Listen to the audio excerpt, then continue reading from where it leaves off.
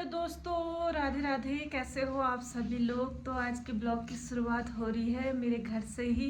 और आज भी ट्रेनिंग है, 2 दिन की छुट्टी मैंने खुद ली थी मतलब, और कुछ कारण था, मतलब डिलीवरी भी थी, उसमें गई थी। और एक दिन कुछ काम था अर्चन, मतलब बहुत ही ज़्यादा वाला, तभी मैं नहीं जा पाई। और एक दिन संडे के दिन छुट्टी हुई थी। तो चलो फिर आज की ट्रेनिंग की फिर से शुरुआत करते हैं, और जितना भी होगा आप लोगों तक पहुंचाया जाएगा और सुनाया जाएगा हमारी ट्रेनर क्या कहती हैं। ठीक है, तो बने रहें मेरे साथ लास्ट तक और मेरी वीडियो को पूरी वॉच कर देना। और जितना भी हमारी ट्रेनर हमें पढ़ाएगी उतना, अब वीडियो ज़्यादा लंबी हो जाती ना, इसीलिए मैं पूरा नहीं डालती हूँ, नहीं तो बहुत लंबी हो जाएगी फिर। और जितना भी डालूंगी आप लोग समझ करके, और उस चीज़ को आप लोग भी फॉलो करना। ठीक है, बाय बाय, मिलते हैं। सरस्वती जाए मार तेरी हंस की सवारी, मैया हंस की सवारी, रसी मार तेरा हंस की सवारी, मैया हंस की सवारी।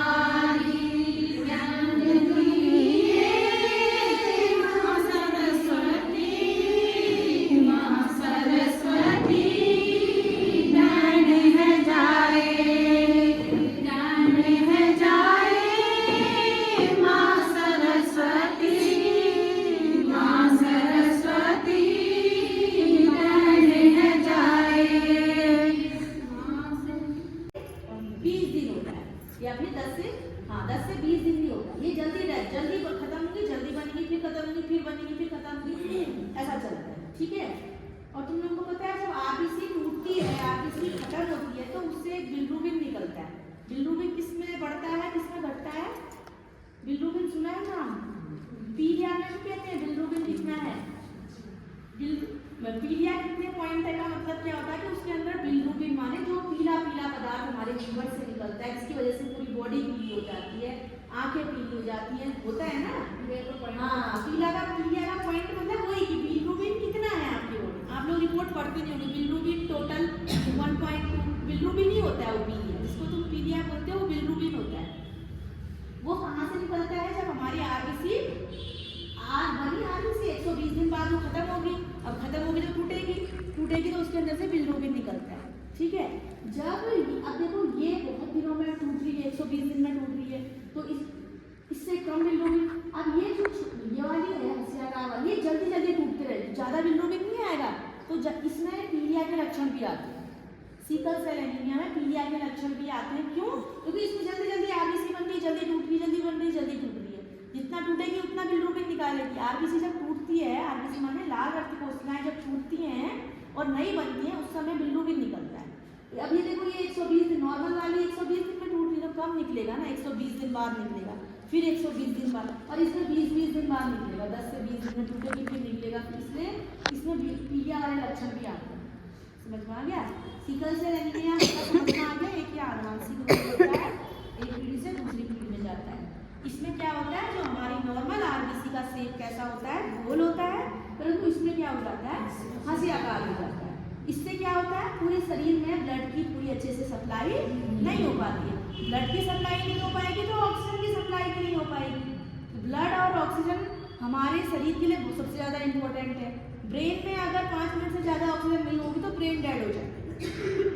ठीक है, कोमा में इसको हम बोलते हैं ना, कोमा में इंसान की सारी बॉडी ऑर्गन काम कर रहे होते हैं, बट सिर्फ ब्रेन काम नहीं कर पाता, क्योंकि ब्रेन डेड हो चुका होता है, क्योंकि उसमें ऑक्सीजन नहीं पहुंची। सबसे ज़्यादा ऑक्सीजन की जरूरत ब्रेन को होती है। उसके बाद हार्ट हो गई, किडनी हो गया, लीवर हो गया, आंतें हो गई, अग्नाशय हो गया, जितने भी आपके मेन ऑर्गन है सबको ऑक्सीजन की जरूरत होती है। तो ऑक्सीजन और ब्लड सप्लाई नहीं हो पाएगी, यही है। एनीमिया क्यों होगा बताओ? इसमें खून की कमी हो ही जाएगी, क्योंकि आरबीसी तो खून, आरबीसी का मतलब ही खून होता है। ठीक है, अब आरबीसी खराब हो गई है, आरबीसी हंसियाकार हो गई है, लाल रक्त कोशिकाएं नहीं बन रही है अच्छी, तो एनीमिया हो ही जाना है। एनीमिया माने खून की कमी, एनीमिया माने लाल रक्त कोशिकाओं की कमी। अब इसमें सही लाल रक्त कोशिकाएं नहीं बन रही है, इसलिए एनीमिया हो जाएगा। ठीक है, बुखार आना, ये इसके लक्षण होते हैं। अब बार बार होने वाले संक्रमण, 5 साल से कम उम्र के बच्चों को सबसे ज्यादा खतरा होता है। मुख्य रूप से फेफड़े, रक्त और मस्तिष्क में संक्रमण होता है, क्योंकि यहाँ पर ऑक्सीजन नहीं पहुँच पाती है। अब देखो, हम लोगों को हमें सबसे ज्यादा जरूरत किसकी है? खाने की जरूरत है। अगर हम खाना ही नहीं खाएंगे तो हम कमजोर हो जाएंगे तो हमें जल्दी जल्दी इन्फेक्शन होगा।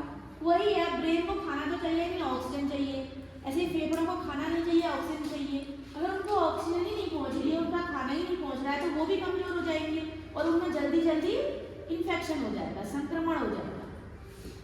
ठीक है, ऑक्सीजन तो ये ऐसा करो, नीचे को करो, ये करेंगे और इसको ऊपर की तरफ धक्का देंगे, ये करके। ठीक है, तो इससे क्या होगा कि जो यहाँ प्रेशर लग रहा है वो प्रेशर से यहाँ जाएगा, झटके से। ये अभी झटका नहीं था, झटका नहीं तो पता चले सुबह की पकौड़ी खा रहा है।